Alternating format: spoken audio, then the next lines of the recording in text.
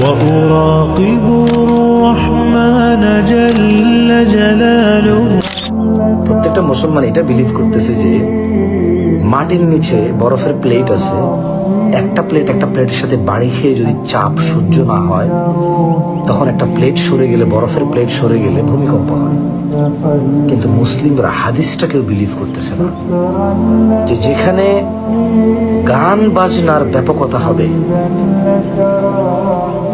নর্তকীর ব্যাপকতা হবে এবং মদ পান সহজীকরণ হবে, তখন ভূমিধস, ভূমিকম্প আর আকৃতি বিকৃত হওয়ার ঘটনা ঘটবে।